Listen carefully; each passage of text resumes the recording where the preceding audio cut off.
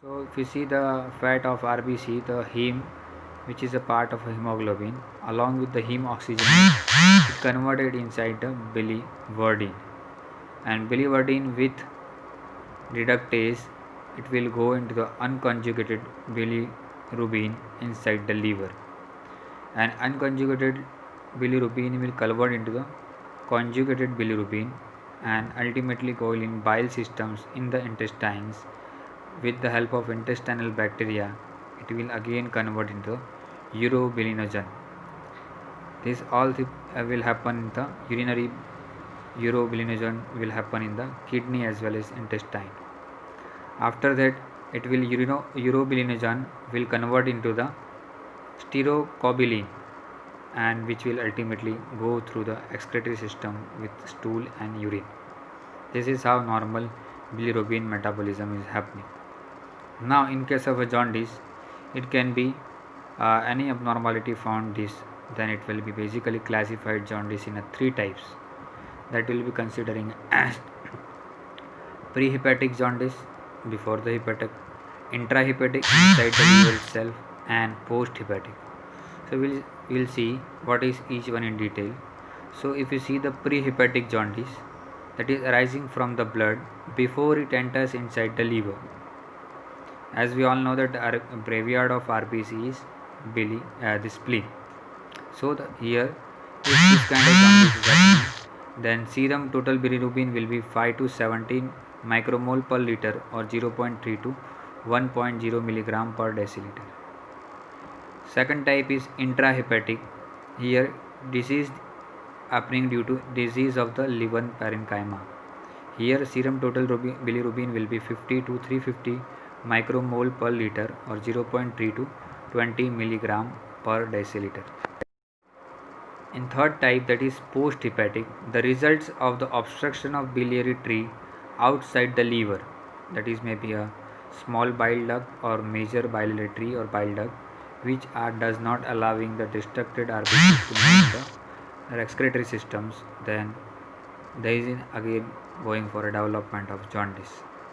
Here the serum total bilirubin will be 100 to 750, because already it has been filtered inside the hepatic systems and it's going for the excretory systems.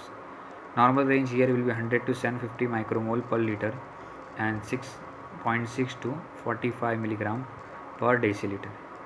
Now if you see the epidemiology, prevalence of jaundice varies with the age, gender, newborns and older adults most commonly affected.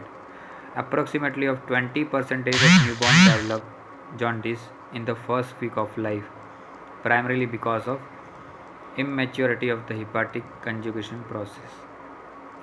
Now, congenital abnormalities like hemolytic or bilirubin uptake disorders, conjugation defects are also responsible for jaundice in infancy or childhood. Viral hepatitis A is the most common frequent cause for the jaundice among the school-going children. And common duct stones, alcoholic liver disease and neoplastic jaundice are occur in the middle age and the older age population. If you see, depends on the site of origin, there is a different mechanism and different causes for the same. So first will be prehepatic. The mechanism will be increase in the heme liberation. So heme itself is getting liberated more than the routine one. What are the causes for the heme liberation? That will be hemolytic anemia, malaria, and reduced red cell lifespan. So normal lifespan is, if you count exactly, it will be around 72 days. So it will decrease the lifespan. Then again it will be going for a certain amount of hepatic jaundice. Of intrahepatic, then there will be two different mechanisms. Number one is a defective liver metabolism, and number one other is obstruction of small bile ducts. Now what are the causes for the defective liver metabolism? Is congenital enzyme defects, iron storage diseases, reduced hepatic bilirubin uptake. These are the defective liver metabolism.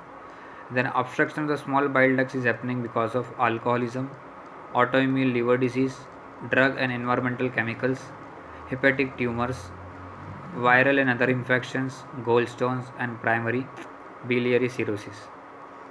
Now post hepatic, that will be because of obstruction of the large bile ducts.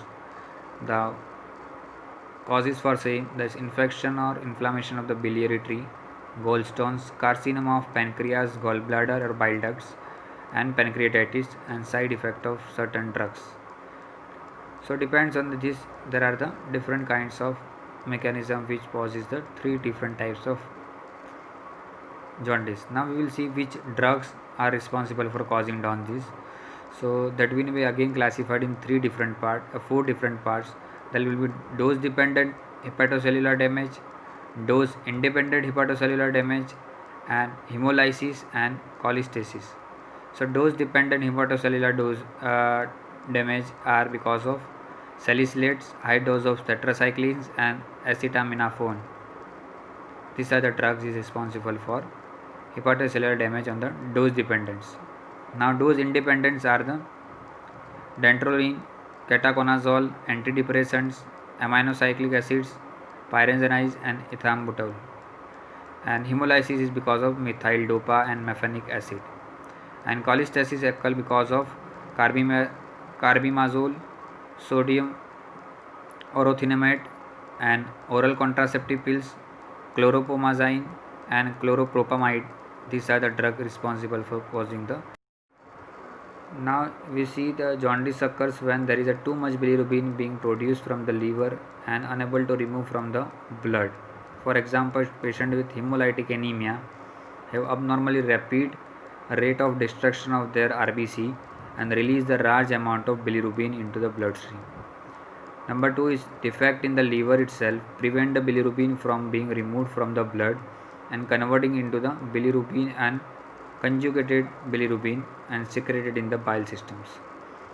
Third one is major cause is blockage of bile ducts either due to decrease in the flow of bile and bilirubin from the liver into the intestine. For example, bile ducts can be blocked by the cancer, gallstones, inflammations of the bile, and destruction of decrease in conjugation, secretion, and flow of the bile can result in the jaundice. And that is also referred as cholestasis. However, cholestasis does not always result in a jaundice.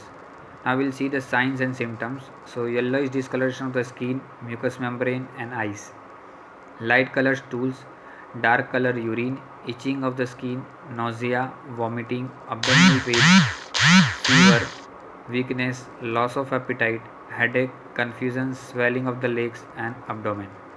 Diagnosis. However, the yellowish of the skin and the eyes are likely to be main clues of a physician will use before confirming the jaundice diagnosis.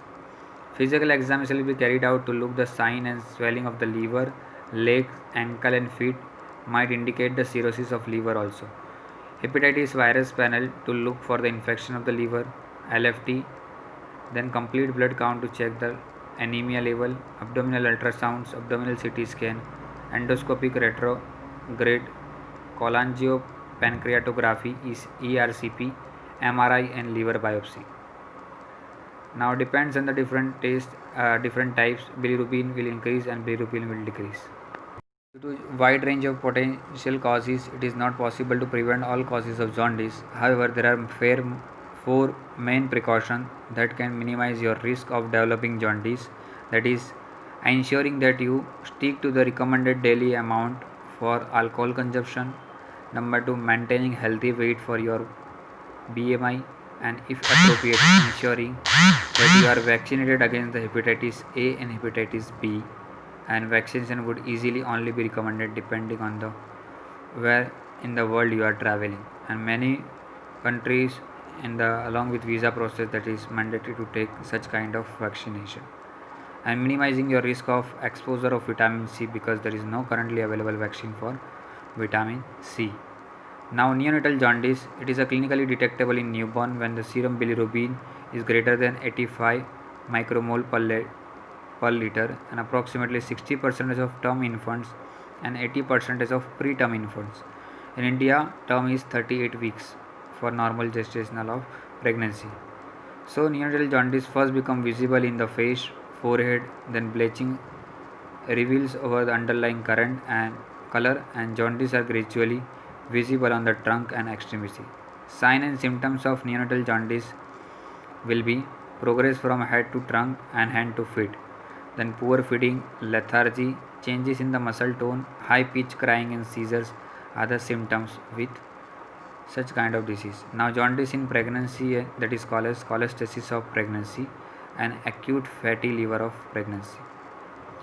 Now prevention of jaundice can be done with the help of that you stick to the RDA of alcohol consumption, and then management will be treatment may consist expected management watch full waiting at home with the rest is mandatory. Medical treatment with IV fluids, medication, antibiotics and blood transfusion may be required.